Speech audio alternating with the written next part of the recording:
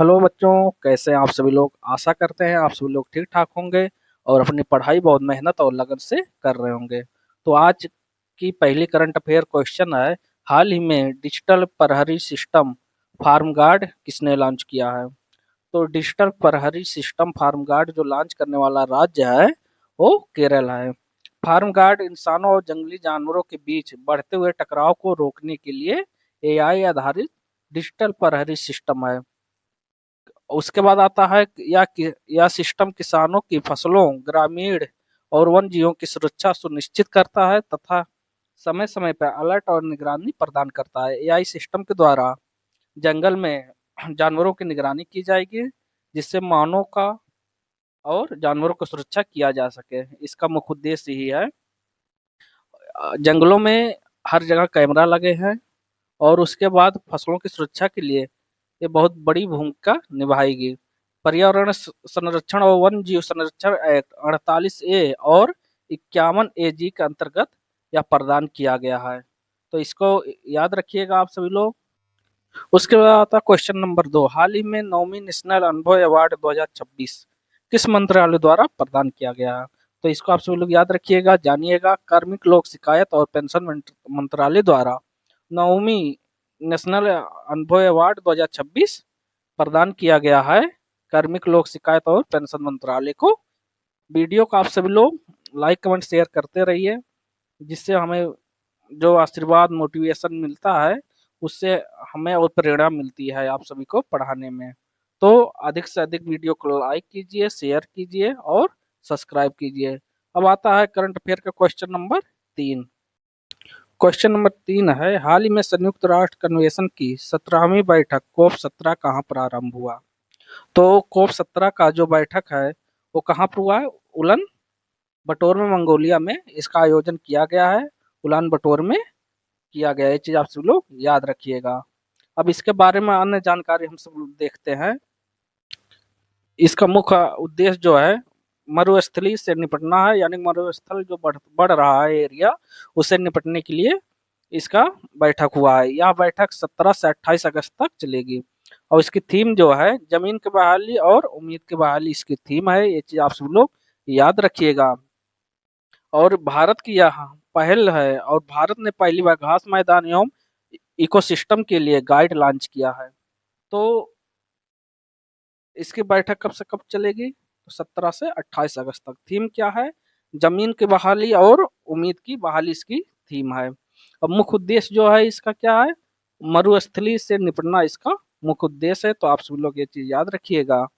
अब आता है नेक्स्ट क्वेश्चन, हाल ही में इलेक्ट्रल लिटरेसी क्लब 2.0 कहाँ लॉन्च किया गया है। तो इलेक्ट्रल लिटरेसी क्लब 2.0 जो लॉन्च किया गया है वो पटना में लॉन्च किया गया है।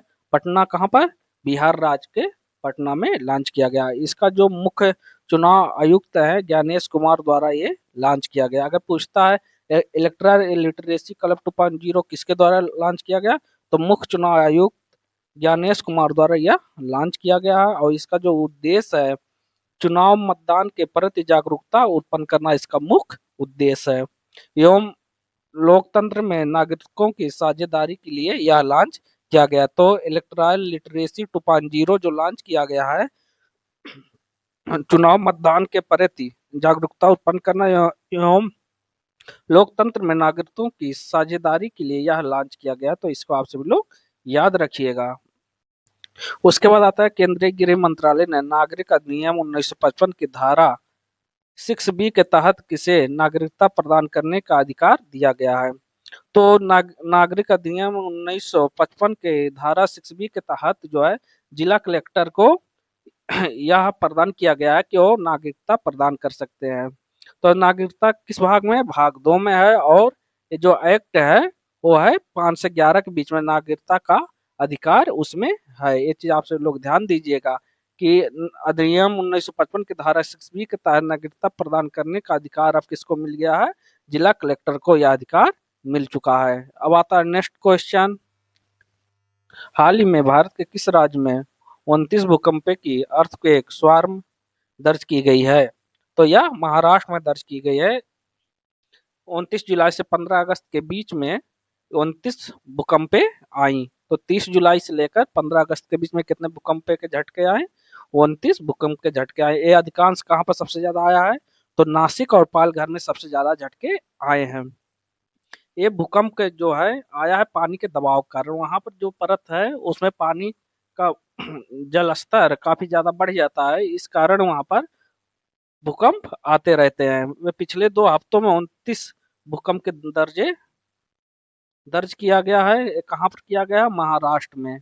महाराष्ट्र में सबसे ज्यादा कहाँ भूकंप आए? नासिक और पालघर में आए हैं। तो ये चीज आप सभी लोग ध्यान दीजिएगा कि हाल ही में भारत के महाराष्ट्र राज्य में अर्थक्वेक स्वार्म 29 भूकंपे आई हैं। ये चीज आप लोग ध्यान दीजिएगा, 29 भूकंप के झटके दर्ज की गई हैं।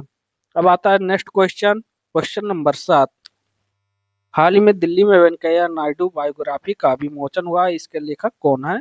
तो वाई लक्ष्मी प्रसाद जी इसके लेखक हैं। और वेंकैया नायडू जी जो है हमारे पूर्व उपराष्ट्रपति रह चुके हैं। कब से कब तक? 2017 से 22 तक। और ये एक जनप्रिय नेता भी है, ये भी आप सब लोग ध्यान दीजिएगा। कोई वेंकैया नायडू जी जो हैं वो एक लोकप्रिय नेता हैं। और इनके ऊपर बायोग्राफी लिखा गया और जिसके लेखक वाई लक्ष्मी प्रसाद जी हैं। इस पुस्तक को लॉन्च करने वाले कौन कौन है ये भी आप सब लोग ध्यान दीजिएगा। श्री राजनाथ सिंह जी हैं, नितिन नवीन जी हैं और रेखा गुप्ता जी हैं। तो यह पुस्तक कहाँ पर लॉन्च किया गया? दिल्ली में लॉन्च किया गया है। वो दिल्ली की जो मुख्यमंत्री है वो कौन है? रेखा गुप्ता जी है। तो वेंकैया नायडू जी का बायोग्राफी का विमोचन कहाँ पर हुआ है? अगर आता है फिर दिल्ली में इसका लॉन्च किया गया और इसके लेखक कौन है? वाई लक्ष्मी प्रसाद है। वेंकैया नायडू एक पूर्व राष्ट्रपति रह चुके हैं। कब से कब तक? 2017 से 22 तक ये भारत के उपराष्ट्रपति रह चुके हैं। ये चीज आप लोग ध्यान दीजिएगा। उसके बाद आता है क्वेश्चन नंबर 8। हाल ही में विश्व मानवता दिवस 2026 कब मनाया गया? तो विश्व मानवता दिवस जो मनाया गया है जल्दी में वो 19 अगस्त को मनाया गया है। यह दिवस उन व्यक्तियों के सम्मान में मनाया जाता है जो जीव जंतुओं का जीवन बचाते हैं और उनकी सहायता करते हैं। तो आप लोग ध्यान दीजिएगा कि जो मानवता दिवस मनाया जाता है, विश्व मानवता दिवस, वो किसके लिए मनाया जाता है? जीव जंतुओं की रक्षा के लिए और उनकी सहायता के लिए। जैसे जंगलों में या अपने गांव में, सिटियों में जो जानवर ग्रसित हो जाते हैं चोट से या किसी बीमारी से, उसकी सहायता जो करते हैं, उनकी इलाज जो करते हैं, उन व्यक्तियों के सम्मान में यह विश्व मानवता दिवस मनाया जाता है।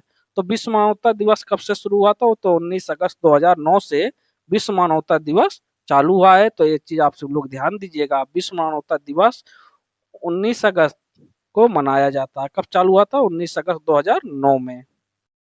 उसके बाद आता है क्वेश्चन नंबर 9। भारत की कौन सी कंपनी अमेरिकी एरोस्पेस कंपनी जी एरोस्पेस से यस 400 लैब अप्रूवल पाने वाली कंपनी बनी है? कहने का मतलब है अमेरिका की एरोस्पेस कंपनी से जो यस 400 लैब अप्रूवल मिला है, भारत की किस कंपनी को मिला है?